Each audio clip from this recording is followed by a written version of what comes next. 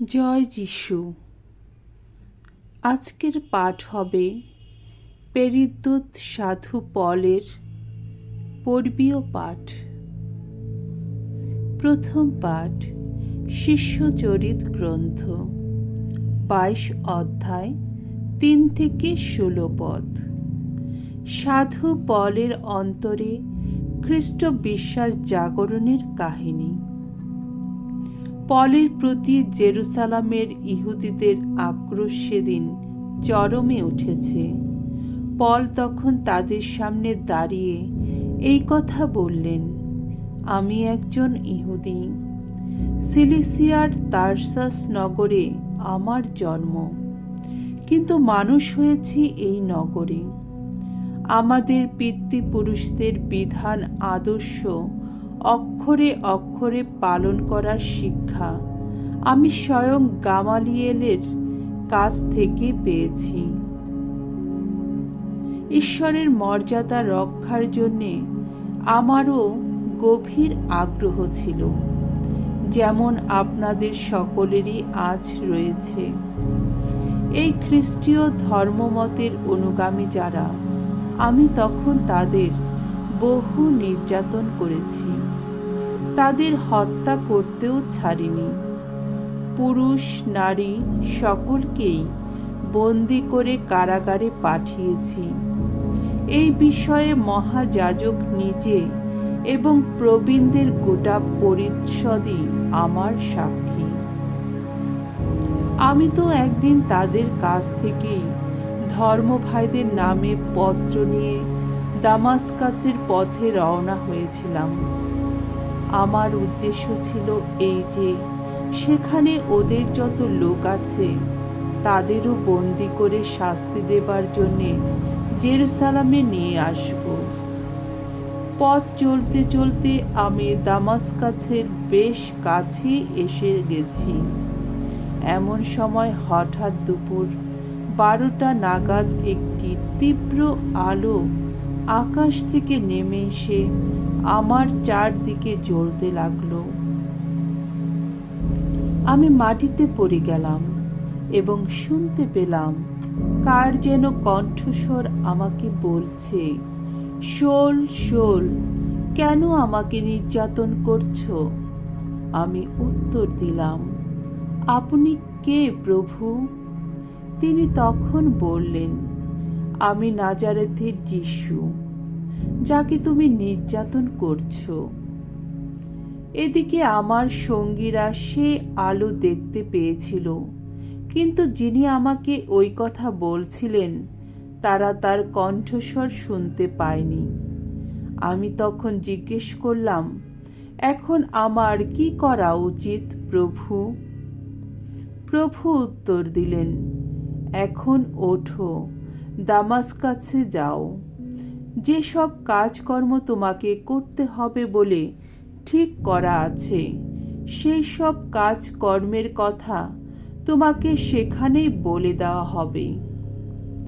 সেই সময় সে আলোর তীব্র ছটার জন্যে আমি আর চোখে কিছুই দেখতে পাচ্ছিলাম না বলে আমার সঙ্গীরা আমাকে হাত ধরে নিয়ে চলল, আর এইভাবে আমি দামাস্কাসে এসে পৌঁছলাম।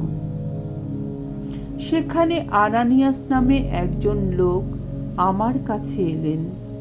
বিধান পালনের দিক থেকে তিনি ছিলেন ভক্তিপ্রাণ মানুষ। দামাস্কাসের সমস্ত ইহুদি অধিবাসীরা তার সুখ্যাতি করত।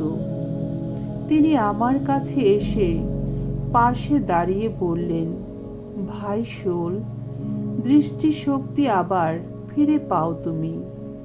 আর সেই মুহূর্তে আমি দৃষ্টিশক্তি ফিরে পেলাম, সামনে তাকে দেখতেও পেলাম। তখন তিনি বললেন, আমাদের পিতৃপুরুষদের ঈশ্বর তোমাকে মনোনীত করেছেন। তিনি চেয়েছেন তুমি তার ইচ্ছা জানতে পারবে, সেই ধর্মাত্মাকে দেখতে পাবে এবং তার নিজের কণ্ঠস্বর শুনতেও পাবে। কেননা তুমি যা কিছু দেখেছ আর শুনেছ সেই বিষয়ে তোমাকে সকলেরই কাছে তার সাক্ষী হয়ে দাঁড়াতে হবে। তাহলে আর দেরি কেন? নাও, এখনই তার নাম নিয়ে দীক্ষা স্নান গ্রহণ করো। তোমার সমস্ত পাপ ধুয়ে মুছে যাক। প্রভুর বাণী। ঈশ্বরকে ধন্যবাদ। সাম সঙ্গীত 117 অধ্যায় 1 থেকে 2 পদ। ধু, জগৎ জুড়ে ঘোষণা করো মঙ্গল সমাচার। সকল জাতির মানুষ ভগবানের শ্রুতিগান করো। সকল দেশের মানুষ গাও তার গৌরব গাথা। আহা, আমাদের প্রতি তার ভালোবাসা কতই গভীর।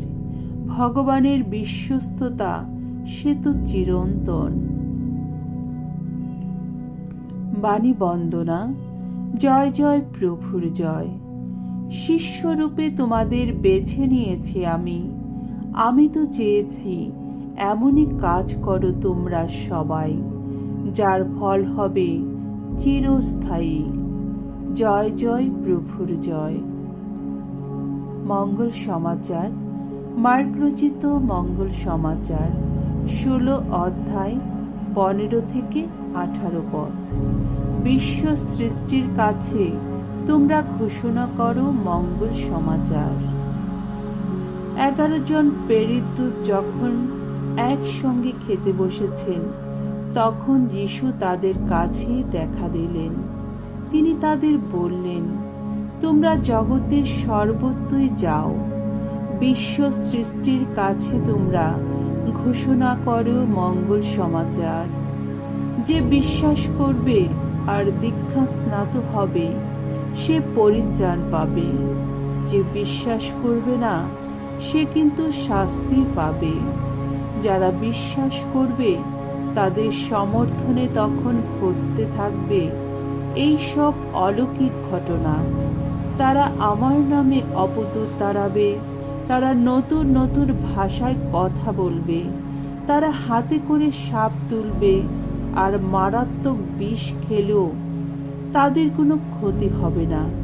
তারা রোগীদের উপর হাত রাখলেই রোগীরা ভালো হয়ে উঠবে। প্রভুর মঙ্গলময় বাণী। খ্রিস্ট প্রভু তোমার প্রশংসা হোক।